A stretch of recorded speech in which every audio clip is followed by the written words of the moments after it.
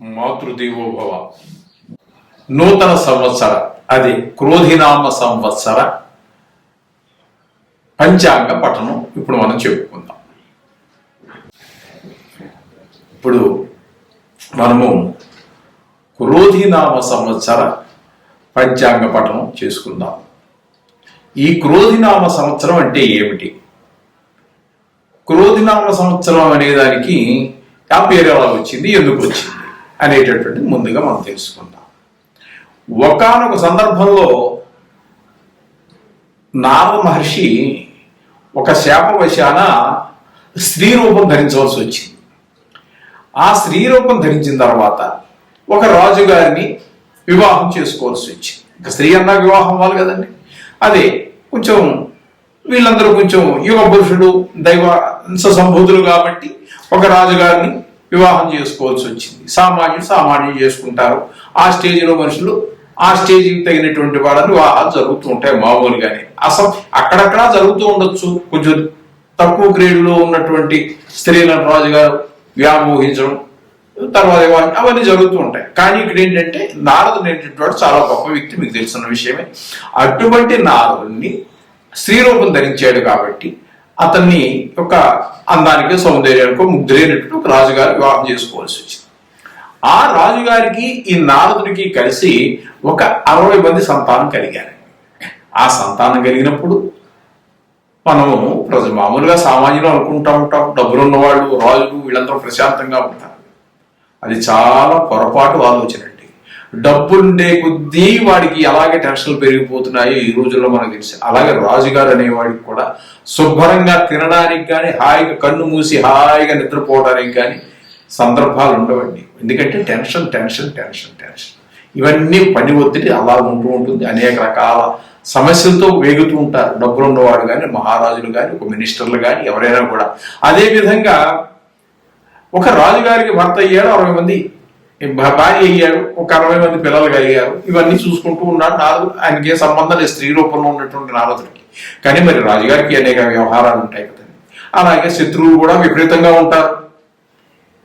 ఒకసారి చాలాసార్లు మంద పై చేయినా కొన్ని సందర్భాల్లో వాళ్ళు కూడా పై చేయేటువంటి సందర్భాలు ఉంటాయి. మొత్తం మీద ఒక యుద్ధం జరిగింది ఆ రాజుగారికి వేరే దేశం రాజుతో. ఆ సందర్భంలో ఈ నారదుడి యొక్క ఈ 60 మంది సంతానము రాజుగారితో సహా అందరూ చనిపోయారు. చనిపోతే ఈ నారదుడు బ్రహ్మ మానసపుత్రుడు ఏం చేస్తాడండి? మరి సాక్షాత్తు విష్ణుమూర్తి దగ్గరికి వెళ్ళి బ్రహ్మ దగ్గరికి వెళ్ళి, మరి ఆయన తండ్రి గారే కదా నారదుడు, అక్కడికి వెళ్ళాడు. విష్ణుమూర్తి దగ్గరికి వెళ్ళాడు.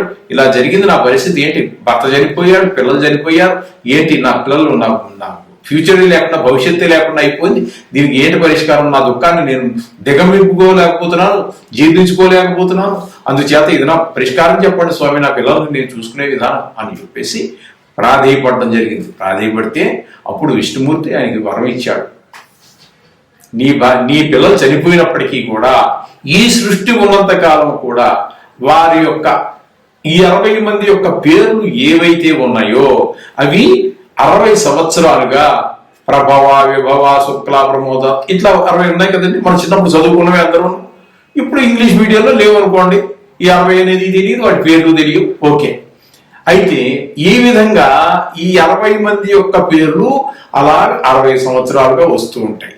ఈ 60 సంవత్సరాలు పూర్తయిన తర్వాత మళ్ళీ ప్రభావ, విభవ దగ్గర నుంచి మళ్ళీ అవే రొటేషన్ అవుతూ ఉంటాయి అన్నమాట. ఈ విధంగా సృష్టి ఉన్నంత కాలము జరుగుతుంది అని చెప్పేసి సాక్షాత్తు విష్ణుమూర్తే ఆ స్త్రీ రూపంలో ఉన్నటువంటి నారదుడికి అభయం ఇవ్వడం జరిగింది. అప్పటి నుంచి కూడా ఆ నారదుడి యొక్క 60 మంది పిల్లల పేర్లు ఈ ప్రభావిభ సంవత్సరాలతోటి ఆ చక్రంలో అలా జరుగుతూ ఉన్నాయి. వారి పిల్లల పేర్లు మనం తలుచుకుంటూనే ఉన్నాం. సృష్టి ఉన్నంతకాలం కూడా జరుగుతూనే ఉంటుంది. ఇది ఈ విధంగా ఉన్నటువంటి ఈ 60 పేర్లలో క్రోధి అనేటటువంటిది ఒక సంతానం యొక్క పేరు అన్నమాట. అంచేత ఈ సంవత్సరం ఆ క్రోధి అనేటటువంటి బాలుని యొక్క పేరు మీద ఈ క్రోధినామ సంవత్సరం జరుగుతుంది. కొంతమంది ఎవరో చెప్పారనుకోండి, క్రోధినామ సంవత్సరం అంటే ఇప్పుడు ఈ సంవత్సరం గురించి కాదు నేను చెప్పేది, రాక్షసనామ సంవత్సరం ఎప్పుడో వచ్చినప్పుడు కొంతమంది చెప్పడం విన్నాను, నేను స్వయంగా నా చెబుతూ విన్నాను. అంతా కొంచెం రాక్షసత్వంగా ఉంటుంది, ఆ గుణాలు అది ఆ పేరుకు సంబంధించి ఏవైతే గుణాలు ఉన్నాయో ఆ విధమైనటువంటి ఎక్కువ ఉంటాయి అనేసి ఇలా చెప్తున్నారు. కానీ అది నేను ఒక దగ్గర అది తప్పో ఒప్పో నాకు తెలియదు. అయితే ఇది మాత్రం నేను చాలా చిన్నప్పటి నుంచి వింటూనే ఉన్నాను. ఈ విధంగా 60 మంది యొక్క పేర్లు వచ్చాయి. ఇప్పుడు ఆ క్రోధి అనేటటువంటి సంతానం యొక్క పేరుతోటి ఈ క్రోధినామ సంవత్సరం జరుగుతోంది. దీనికి క్రోధానికి సంబంధం లేదండి. ఈ క్రోధం, ఈ అందరూ క్రోధంగా ఉంటారు. ఇంకా ఆడవాళ్ళు, మగవాళ్ళు, పెద్దవాళ్ళు, పిల్లవాళ్ళు అందరూ కోపంగా ఉంటే ఏమవుతుందంటే ప్రపంచం తలకిందులైపోతుంది. ఎప్పుడు కొట్లాట్లు వాటితోటి సరిపోతూ ఉంటుంది. జత క్రోధినామ సంవత్సరానికి క్రోధానికి సంబంధం లేదు. ఈ నారదుడి యొక్క సంతానంలో ఒక సంతానం యొక్క పేరుగా నేను విన్నాను, అది మీకు తెలియజేస్తున్నాను. ఓకేనండి.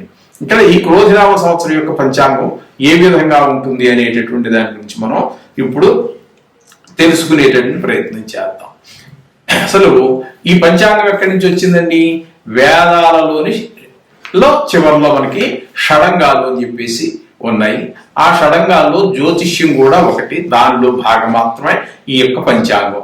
ఈ పంచాంగంలో షడంగాల్లో ఒక భాగం, ఇది కూడా వేదాంగంలోంచి వచ్చింది కాబట్టి ఇది కూడా వేదం కింద. దానికి ఎంత పవిత్రత ఉందో దీనికి ఎంత పవిత్రత ఉన్నది. ఇందులో చెప్పబడిన ప్రతిదీ కూడా చాలా పవిత్రమైనటువంటిది. ఇది తెలుసుకోవాలి. ఇది తెలుసుకోవాల్సిన బాధ్యత అందరికీ ఉన్నది కూడా. అందుచేత ఈ పంచాంగం అనేటటువంటిది ఏంటి? పంచ అంటే 5, అంగములు అంటే భాగాలు కలిగినటువంటిది. ఏంటవి? పంచాంగం అంటే తిథి, వార, నక్షత్ర, యోగ, కరణ, ఈ 5 కలిపి పంచాంగం అన్నారు. ఈ తిథి అంటే మన పాడ్యమి, విధియ, తదియ, చవితి ఇవి ఉన్నాయి కదండి. అలా చివరిదాకా వచ్చి 15-14 అయిన తర్వాత, చతుర్దశి అయిన తర్వాత శుక్లపక్షం కనుక అయినట్టయితే పౌర్ణమి వస్తుంది. పౌర్ణమి వెళ్ళిపోయిన తర్వాత నుంచి మళ్ళీ పాడ్యమి, విధియ వస్తాయి. చతుర్దశి వరకు మామూలు కంటిన్యూగా వస్తాయి. అక్కడ మళ్ళీ ఈ పౌర్ణమి ప్లేసులో మనకి అక్కడ ఆ అమావాస్య వస్తుంది. అక్కడికి ఒక నెల పూర్తవుతుంది అనమాట, ఒక మాసం పూర్తవుతుంది.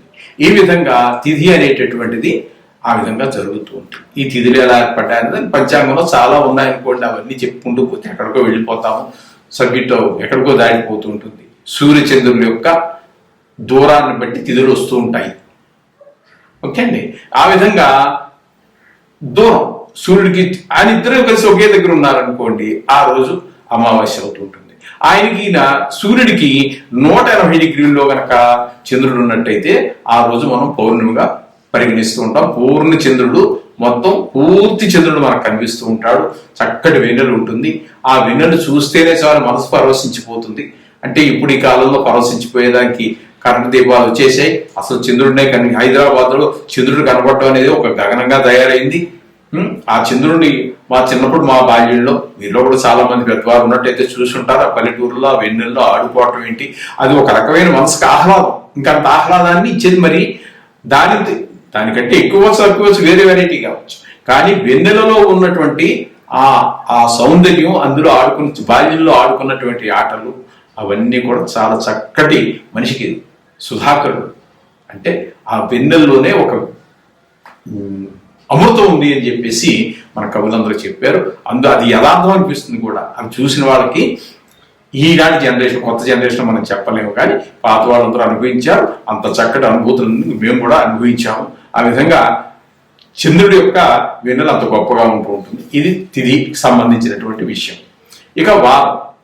ఈ వారం అనేటటువంటిది అంటే ఆదివారము, సోమవారము, మంగళవారము, బుధవారము, గురువారము, శుక్రవారము, శనివారము. ఏమండి ఈ వారాల యొక్క పేరు ఇవేంటివి? మనకి నవగ్రహాలలో రాహుకేతువులు ఛాయాగ్రహాలను మనం చెప్పుకుంటున్నాం. వాటిని తీసి పక్కన పెట్టినట్టయితే ఏ వరుసలో మనకి ఆదివారం, సోమవారం వచ్చాయో అవే నవగ్రహాల యొక్క వరుస కూడా అలాగే ఉంటుంది. ఆది అంటే సూర్యుడు, ఆదిత్యాయ సోమాయ, సోమ అంటే చంద్రుడు, ఆదిత్యాయ సోమాయ, మంగళాయ కుజుడు, దాన్నే మంగళుడు అంటున్నాం మనం. ఆదివారము, సోమవారము, మంగళవారం, ఈ విధంగా ఆ నవగ్రహాలు అంటే 7 గ్రహాల యొక్క రాహుకేతులు పక్కన పెట్టండి. తెలిస్తే ఆ 7 గ్రహాల యొక్క పేర్లే వీటికి వచ్చినాయి, వీటి పేర్లే వాటికి వచ్చినాయి. అంచేత వీటిని తిథి, వారం, నక్షత్రం అశ్విని, భరణి, కృతిక, రోహిణి, ఇవి 27 ఉన్నాయి కదండి. ఇవి మనకి నక్షత్రాల యొక్క పేర్లు వీటి, అలాగే యోగము, కరణం ఇవన్నీ కూడా ఉన్నాయి. వాటిని మనం పెద్ద ఇంపార్టెంట్గా మన వాళ్ళు కూడా సంకల్పంలో చెప్పటం లేదు. అయితే ఇవన్నీ వినడం వల్ల మాకేంటి ప్రయోజనము అని చెప్పేసి కనుక మనం చూసినట్టయితే మనం ప్రయోజనం లేకుండా ఏది చేయం కదండి. ఏం చేసినప్పటికీ ఒక ప్రయోజనం కావాలి మనిషికి. అటువంటి ప్రయోజనం ఏంటి అంటే మనకి ఇక్కడ ప్రయోజనం చెప్పారండి పెద్దలు, మనకు తెలియజేశారు. ప్రయోజనం ఖచ్చితంగా తెలియజేశారు. వారం యొక్క ఇది తిథి కనుక మనం చెప్పుకున్నట్టయితే దానివల్ల మనకి ఆయుష్ వర్ధనం, ఆయుష్ పెరుగుతుందని చెప్తున్నారు. నక్షత్రాలు వినడం వల్ల అయితే హరతే పాపం, పాపాలన్నీ నశించిపోతాయి నక్షత్రం యొక్క పేరు చెప్పుకోవటం వల్ల. యోగం వల్ల వినడం వల్ల రోగ నివారణ అని చెప్పారు, రోగాలు తగ్గుతాయి అని కూడా మనకి చెప్తున్నారు. కరణం అనేటటువంటి ఒక పదాలు ఉన్నాయి, దానివల్ల కార్యం సిద్ధిస్తూ ఉంటుంది. మనం ఏ పూజ చేసినా, మన ఇంటి దగ్గర మనం పూజ చేసుకున్నా, లేకపోతే గుళ్ళోకి వెళ్ళి పూజ చేసినా, అక్కడ అయ్యగారు మన యొక్క గోత్రనామాలని చెప్పిన తర్వాత ఈ తిథి, వార, నక్షత్ర, యోగకరణాల యొక్క వివరాలన్నీ కూడా చెప్తారు. ఆయన చెప్పి పూజ ప్రారంభిస్తూ ఉంటారు మనకి. ఎందుకని ఇవన్నీ తెలుసుకోవటం వల్ల ఈ ఫలితాలు ఉన్నాయి. అసలు సంకల్పం అంటే ఏంటి అంటే కాలం యొక్క సంకీర్తనం, కాలాన్ని తలుచుకోవాలి. ఈ కాలం అనేటటువంటిది ఏంటి? సాక్షాత్తు శ్రీకృష్ణుడే చెప్పాడు. కాలం అంటే భగవత్ స్వరూపమే కాలం. ఈ నెల కావచ్చు, సంవత్సరం కావచ్చు, యుగం కావచ్చు, ఓ పూట కావచ్చు, గంట కావచ్చు, నిమిషం కావచ్చు, ప్రతిదీ కూడా భగవంతుని యొక్క స్వరూపమే. అందువల్లనే ఇప్పుడు మనం పైకి చెప్పుకున్నాం చూడండి, దానివల్ల ఆయుర్వర్ధం అవుతుందని, దీనివల్ల రోగం పోతుందని, ఇవన్నీ కూడా మనకి భగవత్ స్వరూపం కాబట్టి ఆ భగవంతుని కాలాన్ని కీర్తించడం జరిగితే ఆ భగవంతుని కీర్తించినట్టే. ఆయన కీర్తించడానికి ముందే సంకల్పం మనం చెప్పుకుంటున్నాం. ఈ విధమైనటువంటి ఈ పంచాంగంలో వచ్చేటటువంటి తిథి, వార, నక్షత్ర, యోగకరణాలన్నీ కూడా ఆ సంకల్పంలో మనం చెప్పుకుంటూ ఉన్నాం. ఆ విధంగా చెప్పుకుంటూ ఉండడం ద్వారా అయితే శ్రీకృష్ణ భగవానుడు మనకి భగవద్గీతలో ఏం చెప్పాడు అంటే మనకి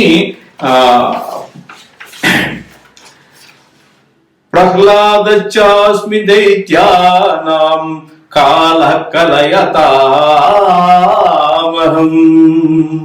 మృగాణాంచ ముగేంద్రోహం వైనతేయచ పక్షిణః అని చెప్పేసి అన్నాడు. అంటే కాల కలయతాం అహం అంటే ఈ కాలాన్ని మొత్తం నడిపించేది నేనే. ఇది వారం కావచ్చు, నెల కావచ్చు, సంవత్సరం కావచ్చు, దినం కావచ్చు, పూట కావచ్చు, నిమిషం కావచ్చు, క్షణం కూడా కావచ్చు, రెప్పపాటు కాలం కూడా కావచ్చు. అన్ని కూడా భగవంతుడి యొక్క అదుపాజ్ఞల్లోనే జరుగుతూ ఉంటాయి. ఆ స్వరూపాన్ని నేనే కాలం అనేటువంటి వివరాలతో అని చెప్పేసి అక్కడ కాలాయ అనేటువంటి కాల అనేటువంటి దాన్ని బట్టి మనం కాలం అంటే నేనే అని చెప్పేసి ఆయన కలయితాం అహం అని చెప్పేసి కాలాన్ని మొత్తం నడిపించేది నేనే కాలము అని చెప్పేసి సాక్షాత్తు శ్రీకృష్ణ భగవానుడే మనకి భగవద్గీతలో చెప్పాడు. కాబట్టి అంచేత ఈ సంకీర్తనం, కాల సంకీర్తనం చేసుకోవడం అదే సంకల్పం. ఆ సంకల్పాన్ని చేసుకోవడం వల్ల మనకి భగవంతుని ప్రార్థించినటువంటి ఫలితం ఈ 4 పైన చెప్పుకున్నటువంటి ఆయుష్ వర్ధనం, హృదయ పాపం ఇవన్నీ పక్కన పెట్టాల్సిన దాంతో పాటుగా భగవంతుని పూజ చేసినటువంటి పూర్తి ఫలితం కూడా మనకి వస్తుంది. ఏం చేయాలంటే సాక్షాత్తు శ్రీకృష్ణుని నోట్లోంచే మనం విన్నాం. ఈ విధంగా ఇంకా కలికాల యుగం గురించి మనం మాట్లాడుకోవాల్సి వస్తే దీన్ని ఈ కలికాలం అనేటటువంటిది మనకి ఒక కలికాలం అని చెప్పుకుంటున్నాం కదండి. కృతయుగం, త్రేతాయుగం, కృతయుగం, త్రేతాయుగం, ద్వాపరయుగం, కలియుగం.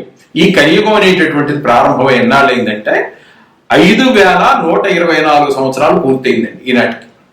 ఇది వరకు గణన అలాగే చేసేవారు. కాలగణన మన వాళ్ళు ఆ విధంగా చేసేవారు. ఆ తర్వాత మనకి ఎలా వచ్చిందంటే కొన్ని శంకరాచార్యులు వారు మన యొక్క హైందవం నానా రకాలు భ్రష్టు పట్టిపోయినటువంటి కాలంలో సాక్షాత్తు శంకరుడే శంకరాచార్యుల వారుగా జన్మించి మళ్ళీ దీన్ని పునరుద్ధరింపజేశారు శంకరాచార్యుల వారు. అటువంటి సందర్భంలో దాన్ని కొంతమంది ఈ దీన్ని శంకరాచార్యుల వారి యొక్క యుగంగా కూడా కొన్నాళ్ళు పరిగణలో తీసుకుని వాడకంలో చాలా కాలం వాడారు. ఆ తర్వాత విక్రమార్కుడు అనేటటువంటి వాడు కూడా మహా గొప్ప పురుషుడైనటువంటి వాడు. ఆ కథలు కానీ మీరు వినే ఉండొచ్చు. ఇప్పుడు జనరేషన్లో మరి ఇప్పుడు చదువుల్లో లేవనుకోండి అవన్నీ. విక్రమార్కుడు అంటే ఎవరన్నా అడిగే పరిస్థితుల్లో ఉన్నారు. వాళ్ళకి మనం ఏం చెప్పగలిగినటువంటి లేదు. మళ్ళీ కాలం అంతా బాగుంది, అనుకూలమైనటువంటి పరిస్థితులు వస్తున్నాయి. మళ్ళా బాలరాముడి యొక్క ప్రతిష్ఠ జరిగింది. మరలా మన హిందుత్వానికి పునర్వైభవం రాకపోతుందని నా ప్రగాఢ విశ్వాసం, రావాలని కోరిక కూడా. అటువంటి సందర్భంలో మళ్ళీ మనం ఈ క్రీస్తు శకము ఇవన్నీ మనకు సంబంధించినటువంటివి తర్వాత వచ్చినటువంటివి అవి చెప్పుకుంటున్నారు అందరూ. అవి మనకు అవసరం కూడా లేదు, వాటి గురించి మనం మాట్లాడక్కర్లేదు. ఆ విక్రమార్కుడు అనేటటువంటి ఆయన పుట్టి కూడా 2081 సంవత్సరాల కాలం గడిచిందండి. ఇవే సంకల్పంలో ఆనాడు చెప్పుకునేటటువంటిది. శాలివాహన శకం కూడా కొంతకాలం చెప్పుకున్నామండి. ఆయన కూడా జరిగి 1946 సంవత్సరాలు కాలం గడిచింది. ఇవి సంకల్పంలో మొట్టమొదటి చెప్పుకునేటట్టు ఆనాడు. ఇప్పుడు గ్రీస్ శకం వచ్చి దాని గురించి మనం మాట్లాడక్కర్లేదు. ఈ విధంగా మనకి తర్వాత వచ్చాయి. మన చదువుని బ్రిటిష్ వాళ్ళు కొంతకాలం, ఈ ముస్లిమ్స్ కొంతకాలం, ఈ విధమైనటువంటి వాళ్ళు పరిపాలన చేయటం, మనం తెలివి తక్కువతనం కానివ్వండి, అసమర్థత కానివ్వండి, ఐకమత్యత లోపం కానివ్వండి, చిన్న రాజ్యాలుగా ఉండడం కానివ్వండి, ఒక్కరి మీద అవతల పక్కవాడు మనకు శత్రువే, వాడు హిందువే మనము హిందువే అయినా సరే వాడిని ఓడించడం కోసం ఎవరో పరాయి వాళ్ళ మీద ఆధారపడి వాడిని తీసుకొచ్చి ఇక్కడికి ప్రవేశం చేసి వాడి సహాయంతో మనవాడిని వాడగొట్టి పైవాడి సహాయంతో మనవాడిని వాడగొట్టుకుని మనమే పళ్ళు రాలగొట్టుకున్నాం. సరే, ఇంకా అవన్నీ అక్కర్లేదు కూడా చరిత్రలాగా వెళ్ళిపోతే ఎక్కడికో వెళ్ళిపోతాము, అది అక్కర్లేదు. ఇవన్నీ అయిపోయిన తర్వాత వచ్చినటువంటివే మనకి ఈ ముస్లిం మతం కానివ్వండి, క్రిస్టియన్ మతం కానివ్వండి, ఆ క్రీస్తు శకాలు అవన్నీ మనం అక్కర్లేదు, మనం చెప్పుకోవాల్సిన పని కూడా. అంచేత ఇవన్నీ కూడా భగవత్ స్వరూపంగానే మనం భావించాల్సి వస్తుంది. ఇకపోతే ఈ పంచాంగం అనేటటువంటి దాని గురించి ఇన్ని సంవత్సరాలుగా జరుగుతూ ఉన్నది. ఓకే, ఇప్పుడు మనం దీని గురించి ఏం చెప్పుకోదలుచుకున్నామంటే, ఈ సంవత్సరం మనకి క్రోధినామ సంవత్సరం ఉగాదితో మనకు ప్రారంభమవుతుంది. మరలా తర్వాత 2025లో ఉగాది అంటే పాల్గొన మాసం బహుళ అమావాస్యతో అంతమవుతుంది. అప్పటి వరకు ఇది మనం క్రోధినామ సంవత్సరంగానే మనం పరిగణించుకోవాలి. ఈ సంవత్సరంలో అనేక రకాలైనటువంటి శుభాలన్నీ జరుగుతూ ఉంటాయి. దాంతోపాటు కాలంలో అనేక రకాల మార్పులు ఉంటాయి. కేవలం శుభాలే జరుగుతాయని ఆశించకూడదు, అది అత్యాశ అవుతూ ఉంటుంది. అలాగే కొన్ని కష్టాలు కూడా ఉంటూ ఉంటాయి. ఏది ఏ విధంగా భగవన్ నిర్ణయం జరిగింది అనేటటువంటి దాని గురించి మనం ఇప్పుడు తెలుసుకోబోతున్నాం పంచాంగం గురించి. ఈ నూతన సంవత్సరం క్రోధినామ సంవత్సరంలో మేషరాశి వారికి గోచారం ఎలా ఉన్నది, ఏ విధమైన ఫలితాలు ఇస్తాయా ఆ గోచార గ్రహాలు అనేటటువంటి దాని గురించి ఇప్పుడు మనం చర్చించుకుందాం. ముఖ్యంగా లాంగ్ స్టాండింగ్ అంటే ఎక్కువ కాలం చలనం లేకుండా ఉండేటటువంటి గ్రహాలు, ప్రధాన గ్రహాలైనటువంటి గురు, శని, రాహు, కేతు, ఈ గ్రహాల యొక్క వాటిని ప్రధానంగా చేసుకుని చెప్పడం జరుగుతుంది. మిగతా గ్రహాలు నెల 15 రోజులు 2.5 రోజులు ఉండేటువంటి గ్రహాల గురించి మనం అంతగా దీనిలో పట్టించుకోవడం జరగదు, చెప్పలేము కూడా, అయ్యే పని కూడా కాదు ఇది. అందుచేత ఈ 4 గ్రహాలు ప్రధాన గ్రహాలు కాబట్టి వాటిని బేస్ చేసుకుని ఈ రాశి వారికి ఎట్లా ఉంటుంది, ఏ రాశి వారికి ఎట్లా ఉంటుంది అనేటువంటి విషయం మనం తెలుసుకునేటువంటి ప్రయత్నం చేద్దాం. మేషరాశి వారికి ప్రప్రథమంగా మేషరాశి వారి గురించి చెప్పుకునే ప్రయత్నం చేద్దాం. రాశిలోనే గురుడు, అలాగే షష్టమంలో కేతు సంచారం జరుగుతోంది. అలాగే ఏకాదశిలో శనిగ్రహం యొక్క సంచారం జరుగుతోంది. అలాగే ద్వాదశంలో రాహుగ్రహ సంచారం జరుగుతున్నది. వీటి వల్ల మనకు వచ్చేది ఈ సంవత్సరం యొక్క ఫలితాలు మనం చెప్పుకోవాలి అంటే, రాశిలో గురుగ్రహం చాలా అనుకూలమైనటువంటి ఫలితాలు ఇస్తుంది. అయితే ఇక్కడ మే 1 నుంచి ద్వితీయంలోకి ప్రవేశిస్తూ ఉన్నాడు గురువు. అయినప్పటికీ కూడా ద్వితీయంలో కూడా గురువు చాలా సుఫలితాలు ఇస్తాడు. అలాగే షష్టమంలో కేతువు కూడా చాలా శుభప్రదమైనటువంటి ఫలితాలు ఇస్తాడు. ఇక ఏకాదశంలో శని స్వక్షేత్రంలో ఉన్నాడు, తద్వారా చాలా సుఫలితాలు ఇస్తాడు. ఇక రాహు మాత్రం కొంచెము వ్యయంలో ఉన్న కారణంగా కొన్ని అక్కర్లేనటువంటి విషయాలు నడిపిస్తూ ఉంటాడు. అందుచేత ఇప్పుడు మొత్తంగా మనం ఈ గ్రహ సంచారాన్ని కనుక పరిశీలన చేసినట్టయితే ఈ మేషరాశి వారికి అనుకూలంగా ఏంటంటే వారికి ధన విషయంలో ఏ విధమైనటువంటి లోటుపాట్లు రావండి. ఆయన ద్వితీయంలో ప్రవేశించి అంటే మే 1 నుంచి ద్వితీయంలో ప్రవేశించిన తర్వాత కూడా చక్కగా సంవత్సరం అంతా కూడా చక్కటి సుఫలితాలు ఇస్తాడు. అలాగే ఇంట్లో కానీ సమాజంలో కానీ ఉద్యోగం చేసే ప్రదేశంలో కానీ వ్యాపారం చేసే ప్రదేశంలో కానీ అలాగే మీ యొక్క శరీర ఆరోగ్యం కూడా చాలా చక్కగా ఉంటుంది. ఈ విధమైనటువంటి ఫలితాలన్నీ ఇస్తూ ఉంటాడు. వ్యాపారం చేసే వాళ్ళకి, ఉద్యోగం చేసే వాళ్ళకి, అన్ని రకాల రంగాల్లోనూ ఉన్నటువంటి వాళ్ళందరికీ కూడా చాలా చక్కటి ఫలితాలు ఇస్తూ ఉంటాడు. ధనానికి ఏ విధమైన లోటు రాదు. పిల్లల చదువులు అన్ని విషయాలు కూడా అవి బాగుంటాయి. ఆ విధంగా ఈ గురువు యొక్క ప్రభావం వల్ల ఈ మేషరాశి వారికి చాలా బాగుంటుంది. అలాగే షష్టమంలో కేతువు కూడా చాలా సుపరిణామాలు ఇస్తూ ఉంటాడు. సత్యం మంచి ఆధ్యాత్మిక దృక్పథం ఉంటుంది. అలాగే రోగాలు, రుచులు అటువంటి ఏమి మీకు కానీ మీ కుటుంబ సభ్యులకు కానీ ఎవరికి కూడా అనారోగ్య సమస్యలు కూడా పెద్దగా తలెత్తవండి. ఇదివరకు ఉన్నటువంటి రోగాలు కూడా నయమయ్యేటువంటి పరిస్థితులు ఉంటాయి. అలాగే రుణాలు ఏమైనా ఉన్నట్టయితే తీర్చేస్తారు.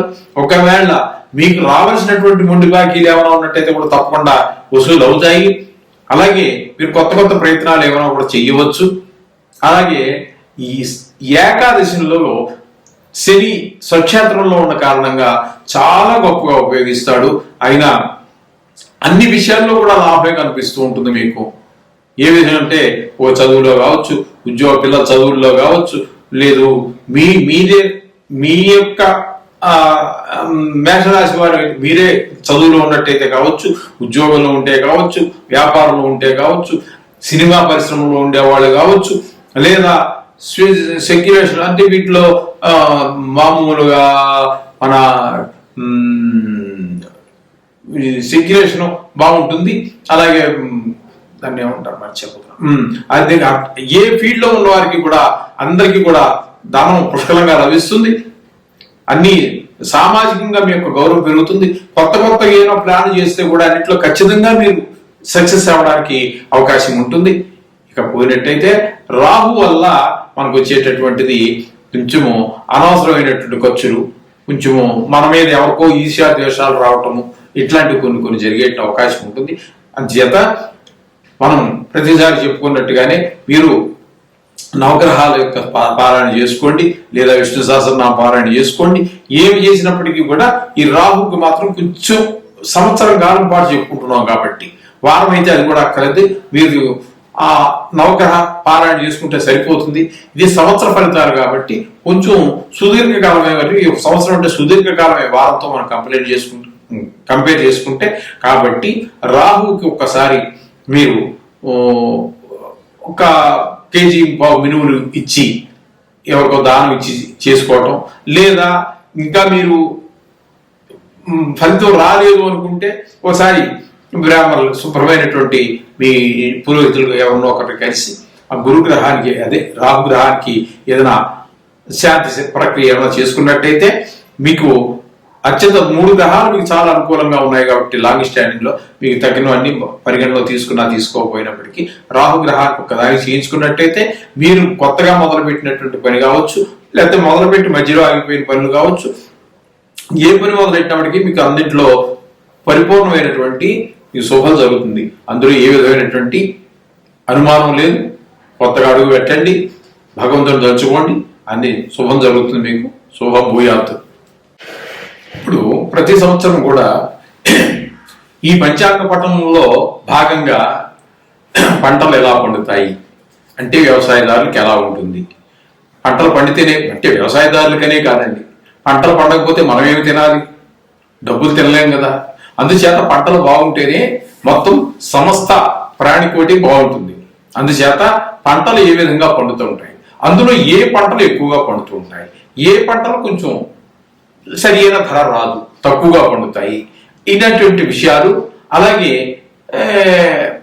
మనకి ఈ పుష్పాలు, అపరాలు అంటే మనకి ఈ పప్పు దినుసులు, ఇవన్నీ ఏవి ఎక్కువగా పడతాయి, ఏవి తక్కువగా పడతాయి అనేటటువంటి వాటిని నిర్ణయం చేయడానికి మనకి పంచాంగకర్తలు నవనాయకులు అని చెప్పి గణితం ఉంది. ఆ గణితం ప్రకారం చేస్తారు. అదంతా మనం సబ్జెక్ట్లోకి వెళ్తే అది ఇప్పుడు తేలే విషయం కాదు. పంచాంగ పట్టణంలో అది మనం చెప్పుకోవచ్చు జాలం. ఎందుచేతంటే ఈ సంవత్సరం మనకి ఎంతమంది శుభులు మంచి వాటికి మంచి ఈ నవనాయకుల్లో మంచి పని చేయడానికి ఎంతమంది శుభ గ్రహాలు ఉన్నాయి, ఎన్ని అశుభ గ్రహాలు ఉన్నాయి అనేటటువంటి దాన్ని బట్టి అవన్నీ గణితం చెప్తూ ఉంటుంది.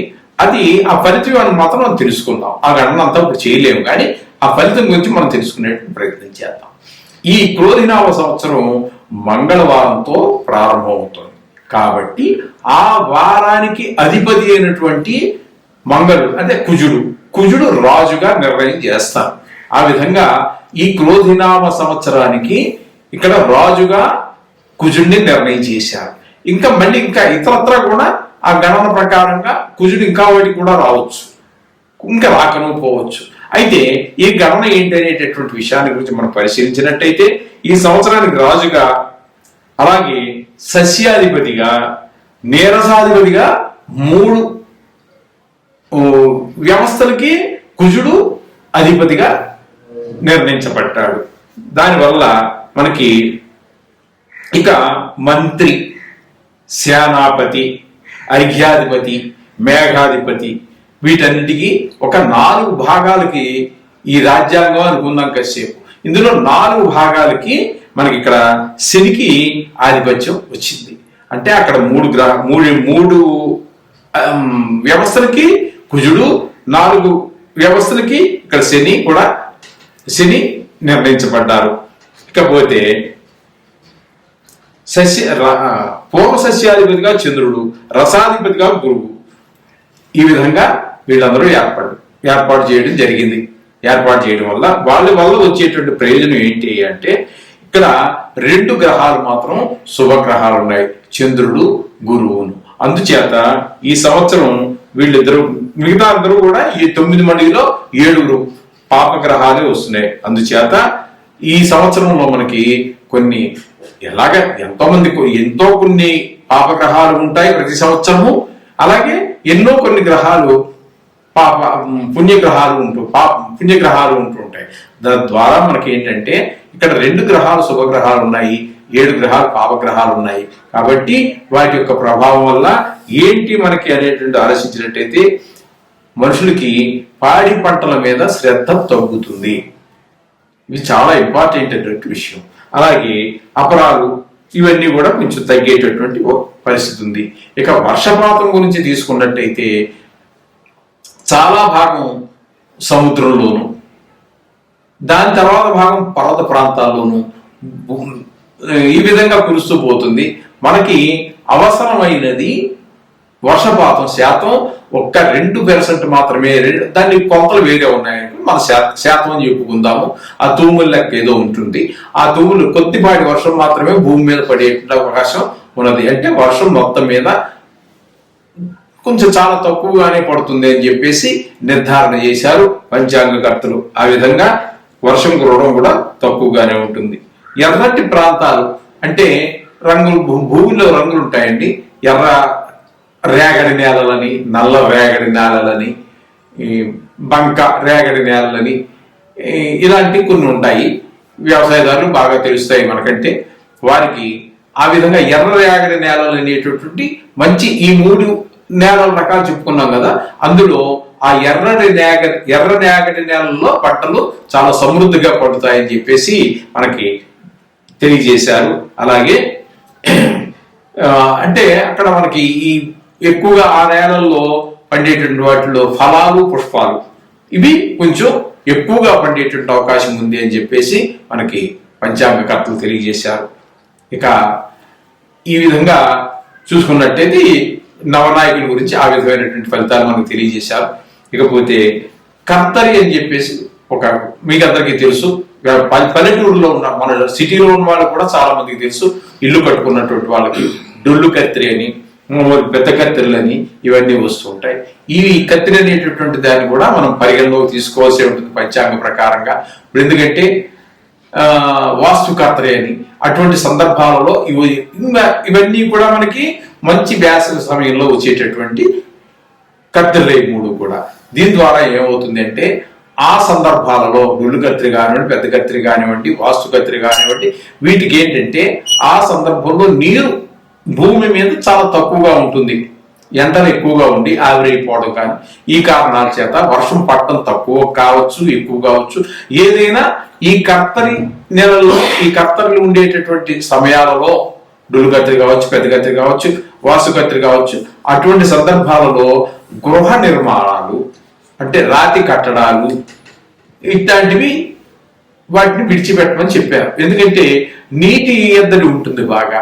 అందుచేత ఈ నిర్మాణానికి కావలసినటువంటి నీరు చాలా సందర్భాలలో దొరకకపోవచ్చు. అందుచేత వీళ్ళు ఏంటంటే ఆయా సందర్భాలలో ఆ గృహ నిర్మాణాలు ఇత్యాది కార్యక్రమాలు కొన్ని తగ్గించుకోమని చెప్పి, చెయ్యొద్దన్న, తగ్గించుకోవడం కాదని, చెయ్యొద్దు అని చెప్పేసి శాస్త్ర ప్రమాణంగా వాళ్ళు తెలియజేశారు పెద్దలు. అది ఆచరించడమే మనకి పెద్దలు ఏదైతే చెప్పారో వాటిని ఆచరించడమే మనకి శ్రేయస్కరం. ఈ విధంగా ఉంటుంది. అంటే కర్తవ్య విషయాలు వచ్చేటప్పటికి ఆ విధంగా మనం చూసుకోవచ్చు. ఇక వివాహాది విషయాలు, ఉపనయనాలు, గుడి ప్రతిష్టలు ఇట్లాంటి శుభకార్యాలన్నిటికీ కూడా మనం ముఖ్యంగా కొన్ని చూసుకోవాల్సినవి ముహూర్తం ఎలాగో చూసుకుంటాము.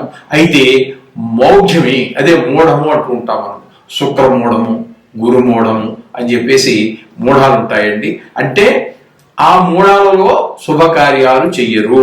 ఎందుకనంటే అత్యంత శుభగ్రహాలు అయినటువంటివి ఏంటంటే గురుడు, శుక్రుడు బాగా శుభగ్రహాలు. మనం ఏ శుభకార్యం తలపెట్టినప్పటికీ వారి యొక్క అనుగ్రహం తప్పకుండా కావలసిందే. వివాహానికి కానీ, ఉపనయనానికి కానీ, గుడి ప్రతిష్ట కానివ్వండి, పెద్ద పెద్ద దేనికి తీసుకున్నప్పటికీ కూడా పెద్ద పెద్ద కార్యక్రమాలకి, శుభ కార్యక్రమాలకి కంపల్సరీగా వారి యొక్క అనుగ్రహం కావాలి మనకి. అయితే ఈ మూఢము అంటే ఏంటంటే రవితో గనక, అంటే సూర్యునితో గనక గురువు కలిస్తే దాన్ని గురుమూఢము అంటారు. అంటే నవగ్రహాలలో రాజు రవి, రవితో మరి ఏ గ్రహం కలిసినప్పటికీ చిన్నపోవలసిందే కదండి. మరి పెద్ద గ్రహంతో చిన్న గ్రహం కలిసినప్పుడు ఏమవుతుందండి? దాని యొక్క ప్రభావం తగ్గుతుంది, రాజుగారి ప్రభావం ఎక్కువ ఉంటుంది. అందుచేత రవి ప్రభావం ఎక్కువ ఉండడం చేత ఈయన ప్రభావం తక్కువైపోతుంది. గురువు అయితే గురువు, శుక్రుడు అయితే శుక్రుడు. అందుచేత ఆ రెండు మూఢాలు వచ్చినప్పుడు ఏ విధమైనటువంటి వివాహ, ఉపనయన, గృహ ప్రవేశ, గృహ ప్రారంభ, గుడి ప్రతిష్ట ఇట్లాంటి శుభకార్యాలన్నీ చేపట్టరు. వాటి గురించి కూడా మనకి పంచాంగంలో ఆ మహానుభావులు, పంచాంగకర్తలు, ఆ దైవజ్ఞులు మనకి తెలియజేశారు. వాటి గురించి మనం తెలియజేసుకుందామండి. ఈ నెల, అదే ఇది సంవత్సరంలో, క్రోధినామ సంవత్సరంలో మే 1వ తారీఖు నుండి చైత్ర బహుళ నవమవుతోందండి. ఆ రోజు నుండి మనకి శుక్రమూఢం ప్రారంభమవుతోంది. ఆ ప్రారంభమైనటువంటి శుక్రమూఢం మళ్ళీ మనకి ఎప్పుడంటే 7వ నెల 7వ తారీఖు 2024, 2025 అండి, 25 తప్పు పడ్డట్టుంది. ఆ వేళ మూఢం వదిలేస్తే అప్పటి వరకు శుక్రమూఢం జరుగుతూనే ఉంటుంది. ఆ శుక్రమూఢంలో మనకి వివాహ శుభకార్యాలు 24 తప్పు పడలేదు, రైటే. 7 అంటే 7వ తారీఖు 7వ నెల 2024 అంటే ఆషాఢ శుద్ధ విద్య ఆ వేళ ఆదివారం అవుతుంది. ఆ రోజు వరకు శుక్రమూఢం ఉంటుంది. అందుచేత శుభకార్యాలు జరగవు. ఇక గురుమూఢం గురించి మనం తెలుసుకున్నట్టయితే ఇక్కడ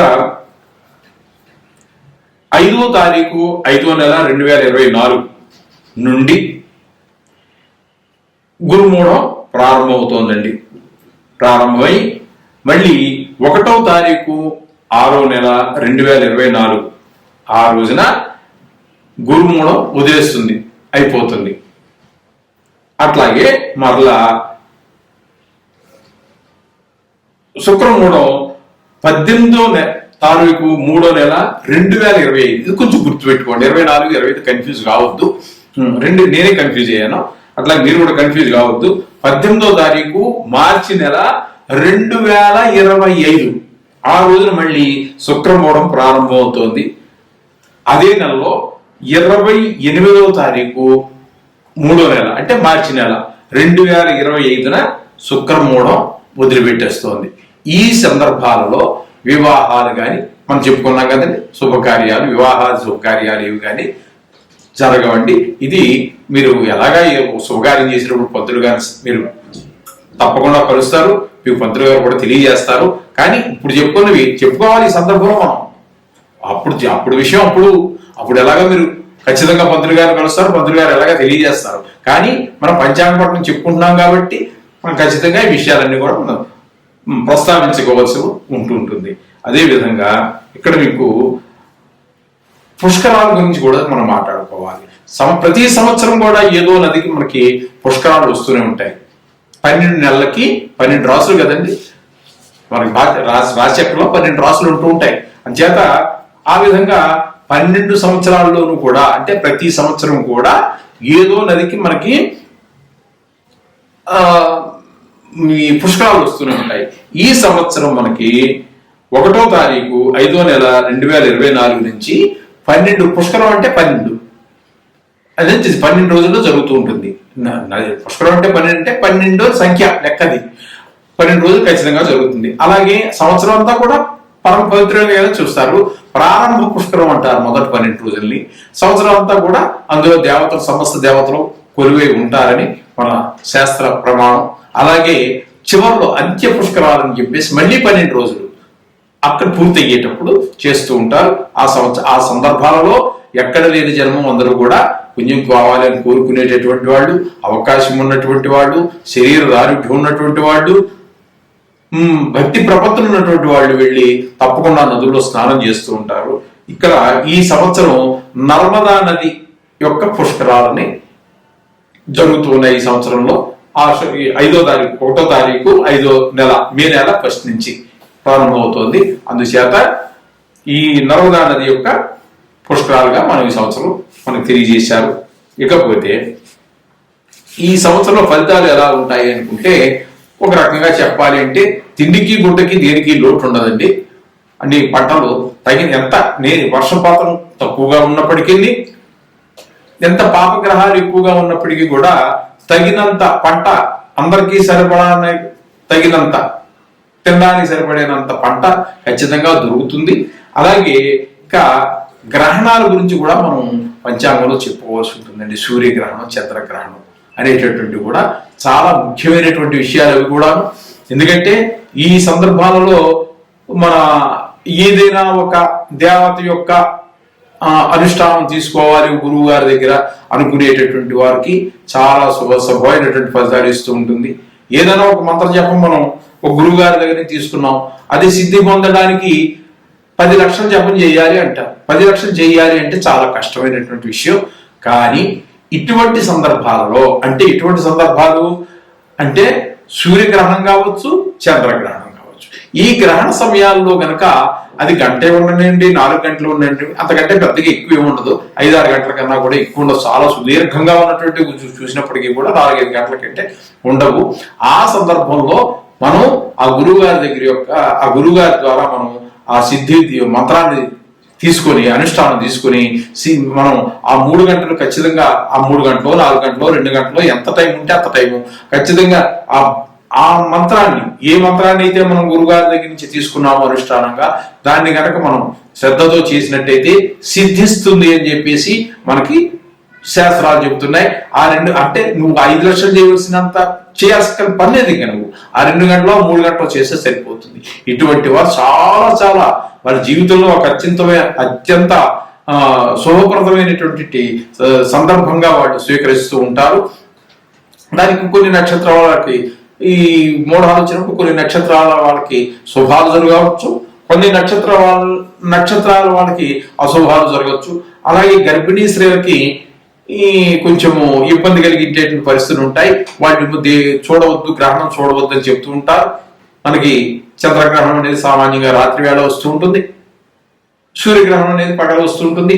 సూర్యగ్రహణం ఇంచుమించుగా మనకి అమావాస్య రోజే వస్తూ ఉంటుంది. చంద్రగ్రహణం పౌర్ణమి రోజునే వస్తూ ఉంటుంది. ఆ తగిన మనకి ఎలాగ ఇప్పుడు మల్టీ మీడియాలు కూడా బాగా ఎక్కువైనాయి. టీవీలో చెప్తారు, పంతులు గారు చెప్తారు. అందుచేత వాటిని తగిన శ్రద్ధలు తీసుకోండి. వాళ్ళు ఏ రాసుల వాళ్ళు, ఏ నక్షత్రం వాళ్ళు జాగ్రత్త తీసుకోవాలో చెప్తున్నారు. అవన్నీ వారు పాటించండి. కొంతమంది ఈ మధ్యకాలంలో మా చిన్నప్పటికి ఇప్పటికీ కొంచెం తేడా కనబడుతోందండి. ఏదో ఈ రాశి వాడు, ఈ నక్షత్రం వాడు చూడద్దన్నట్టుగా చెప్పేవారు. ఈ మధ్యకాలంలో మరి ఇంచుమించుగా అన్ని నక్షత్రాల వాళ్ళకి మధ్యం ఫలితం మధ్యతో శుభఫలితం మీద, మధ్య ఫలితం మీద, నీచ ఫలితం అన్నట్టుగా ఏవో చాలా వస్తున్నాయి. మరి అది ఎంతో యథార్థం అనేది నేను చెప్పలేనటువంటి విషయం.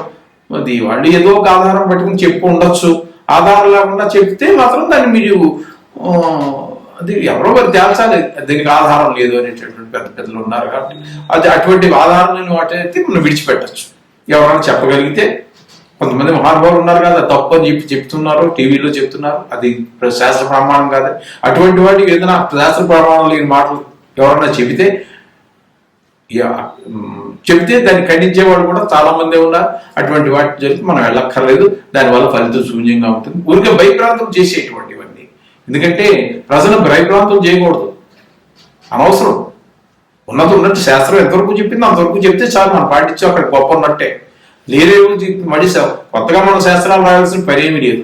అది అంచేత అది కొంచెం పాటించుకోవాల్సినటువంటి మనం ఈ విధంగా మనం ఈ యొక్క క్రోధినామ సంవత్సరం యొక్క ఫలితాన్ని ఈ విధంగా మనం విశ్లేషించుకున్నాం. శుభం భూయాత్, అందరికీ శుభం జరగాలని, ఈ క్రోధినామ సంవత్సరంలో అందరికీ సర్వసుఖాలు, సౌభాగ్యాలు ఏర్పడాలని ఆ దేవుని మనస్ఫూర్తిగా ప్రార్థిస్తూ ఉన్నాను. శుభం భూయాత్.